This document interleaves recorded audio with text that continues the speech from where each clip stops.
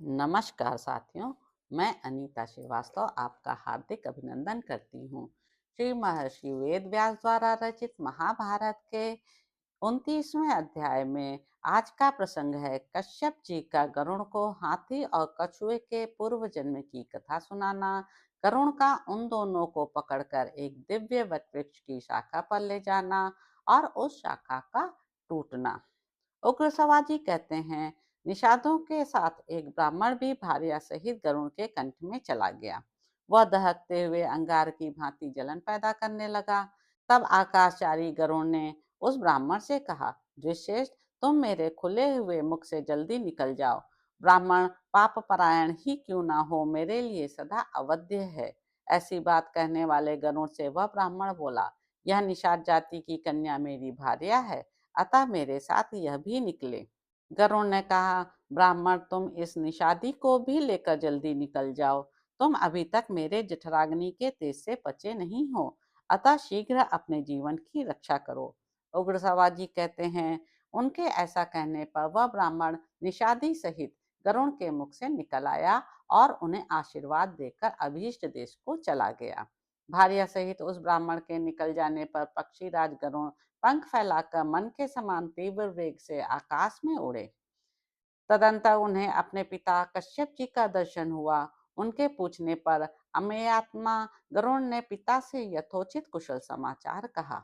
महर्षि कश्यप उनसे इस प्रकार बोले। कश्यप जी ने पूछा, बेटा, तुम लोग कुशल से तो हो ना? विशेषतः प्रतिदिन भोजन के संबंध में तुम्हें विशेष सुविधा है ना? क्या मनुष्य लोक में तुम्हारे लिए पर्याप्त अन्न मिल जाता है? गरुड़ ने कहा, मेरी माता सदा कुशल से रहती है। मेरे भाई तथा मैं दोनों सकुशल हैं, परंतु पिताजी, पर्याप्त भोजन के विषय में तो सदा मेरे लिए कुशल का अभाव ही है। मुझे सर्पों ने उत्तम अमृत लाने के लिए भेजा है। माता को दासीपन से छुटकारा दिलाने के लिए आज मैं निश्चय ही उस अमृत को लाऊंगा। भोजन के विषय में पूछने पर माता ने कहा, निषादों का भक्षण करो। परंतु हजारों निषादों को खा लेने पर भी मुझे तृप्ति नहीं हुई है। अतः भगवान, आप मेरे लिए कोई दूसरा भोजन बताइए। प्रभु, वह भोजन ऐसा हो जिसे खाकर मैं अमृत लाने में समर्थ हो सकूं। मेरी भूख प्यास को मिटा देने के लिए आप पर्याप्त भोजन बताइए। कश्यप जी बोले, बेटा, यह महान पुण्यदायक सरोवर है जो देवलोक में भी विख्यात है। उसमें एक हाथी नीचे को मुंह किए सदा सूंड से पकड़कर एक कछुए को खींचता रहता है। वह कछुआ पूर्व जन्म में उसका बड़ा भाई था। दोनों में पूर्व जन्म का वैर चला आ रहा था। उनमें यह वैर क्यों और कैसे हुआ, तथा उन दोनों के शरीर की लंबाई, चौड़ाई और ऊंचाई कितनी है, ये सारी बातें मैं ठीक ठीक बता रहा हूँ, तुम ध्यान देकर सुनो। पूर्व काल में विभावसु नाम से प्रसिद्ध एक महर्षि थे। वे स्वभाव के बड़े क्रोधी थे। उनके छोटे भाई का नाम था सुप्रतीक। वे भी बड़े तपस्वी थे। महामुनि सुप्रतीक अपने धर्म को बड़े भाई के साथ एक जगह नहीं रखना चाहते थे। सुप्रतीक प्रतिदिन बंटवारे के लिए आग्रह करते ही रहते थे। तब एक दिन बड़े भाई विभावसु ने सुप्रतीक से कहा, भाई, बहुत से मनुष्य मोहवश सदा धन का बंटवारा कर लेने की इच्छा रखते हैं। तदंतर बंटवारा हो जाने पर धन के मोह में फंसकर वे एक दूसरे के विरोधी हो परस्पर क्रोध करने लगते हैं। वे स्वार्थपरायण मूढ़ मनुष्य अपने धन के साथ जब अलग अलग हो जाते हैं, तब उनकी यह अवस्था जानकर शत्रु भी मित्र रूप में आकर मिलते और उनमें भेद डालते रहते हैं। दूसरे लोग उनमें फूट हो गई है यह जानकर उनके छिद्र देखा करते हैं एवं छिद्र मिल जाने पर उनमें परस्पर वैर बढ़ाने के लिए स्वयं बीच में आ पड़ते हैं। इसलिए जो लोग अलग अलग होकर आपस में फूट पैदा कर लेते हैं, उनका शीघ्र ही ऐसा विनाश हो जाता है जिसकी कहीं तुलना नहीं है। अतः साधु पुरुष भाइयों के विलगाव या बंटवारे की प्रशंसा नहीं करते हैं, क्योंकि इस प्रकार बट जाने वाले भाई गुरु स्वरूप शास्त्र की अलंघनीय आज्ञा के अधीन नहीं रह जाते और एक दूसरे को संदेह की दृष्टि से देखने लगते हैं। सुप्रतीक, तुम्हें वश में करना असंभव हो रहा है और तुम भेदभाव के कारण ही बंटवारा करके धन लेना चाहते हो, इसलिए तुम्हें हाथी की योनि में जन्म लेना पड़ेगा। इस प्रकार शाप मिलने पर सुप्रतीक ने विभावसु से कहा, तुम भी पानी के भीतर विचरने वाले कछुए होगे।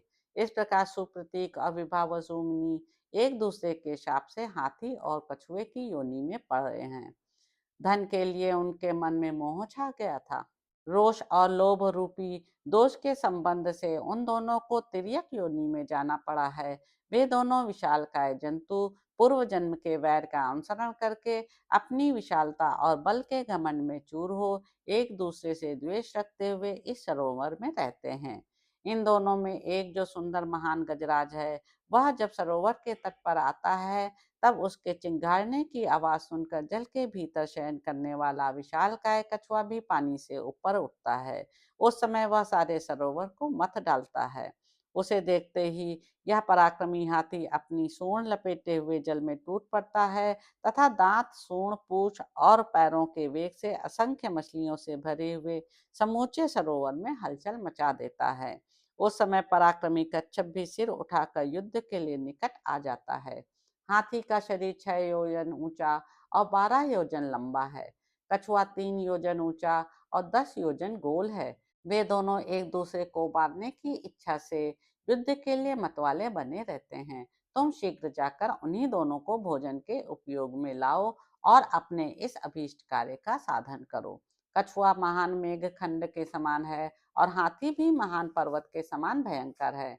उन्हीं दोनों को खाकर अमृत ले आओ। उग्र सवार जी कहते हैं, शौनक जी, कश्यप जी गरुड़ से ऐसा कहकर उस समय उनके लिए मंगल मनाते हुए बोले, गरुण, युद्ध में देवताओं के साथ लड़ते हुए तुम्हारा मंगल हो। पक्षी प्रवर, भरा हुआ कलश, ब्राह्मण, गौएं तथा और जो कुछ भी मांगलिक वस्तुएं हैं, वे तुम्हारे लिए कल्याणकारी होंगी। महाबली पक्षीराज, संग्राम में देवताओं के साथ युद्ध करते समय ऋग्वेद, यजुर्वेद, सामवेद, पवित्र हविष्य, संपूर्ण रहस्य तथा सभी वेद तुम्हें बल प्रदान करें। पिता के ऐसा कहने पर गरुण उस सरोवर के निकट गए। उन्होंने देखा सरोवर का जल अत्यंत निर्मल है और नाना प्रकार के पक्षी इसमें सब ओर चहचहा रहे हैं। तदंतर भयंकर वेगशाली अंतरिक्षगामी गरुड़ ने पिता के वचन का स्मरण करके एक पंजे से हाथी को और दूसरे से कछुए को पकड़ लिया। फिर वे पक्षीराज आकाश में ऊंचे उड़ गए। उड़कर वे फिर अलंब तीर्थ में जा पहुंचे। वहां बहुत से दिव्य वृक्ष अपनी सुवर्णमय शाखा प्रशाखाओं के साथ लहलहा रहे थे। जब गरुण उनके पास गए, तब उनके पंखों की वायु से आहत होकर वे सभी दिव्य वृक्ष इस भय से कंपित हो उठे कि कहीं ये हमें तोड़ न डाले। गरुण रुचि के अनुसार फल देने वाले उन कल्प वृक्षों को कांपते देख अनुपम रूप, रंग तथा अंगों वाले दूसरे दूसरे महावृक्षों की ओर चल दिए। उनकी शाखाएं वैदूर्य मणि की थीं और वे सुवर्ण तथा रजत में फलों से सुशोभित हो रहे थे। वे सभी महावृक्ष समुद्र के जल से अभिषिक्त तो होते रहते थे। वहीं एक बहुत बड़ा विशाल वट वृक्ष था। उसने मन के समान तीव्र वेग से आते हुए पक्षियों के सरदार गरुण से कहा। वट वृक्ष बोला, पक्षीराज, यह जो मेरी 100 योजन तक फैली हुई सबसे बड़ी शाखा है, इसी पर बैठकर तुम इस हाथी और कछुए को खा लो। तब पर्वत के समान विशाल शरीर वाले पक्षियों में श्रेष्ठ वेगशाली गरुण सहस्त्रों विहंगमों से सेवित उस महान वृक्ष को कंपित करते हुए तुरंत उस पर जा बैठे। बैठते ही अपने असह्य वेग से उन्होंने सघन पल्लवों से सुशोभित उस विशाल शाखा को तोड़ डाला। तो इस प्रकार साथियों, आस्तिक पर्व में गरुण चरित्र विषयक 29वां अध्याय पूरा हुआ। इसके अगले अंक में आप जानेंगे कि गरुण का कश्यप जी से मिलना, उनकी प्रार्थना से बाल्यखिल्य ऋषियों का शाखा छोड़कर तप के लिए प्रस्थान और गरुण का निर्जन पर्वत पर उस शाखा को छोड़ना। तो अब आपसे अगले अंक में मुलाकात होगी। मेरे YouTube चैनल संवाद विद अनीता को लाइक करें, शेयर करें, सब्सक्राइब करें। धन्यवाद साथियों।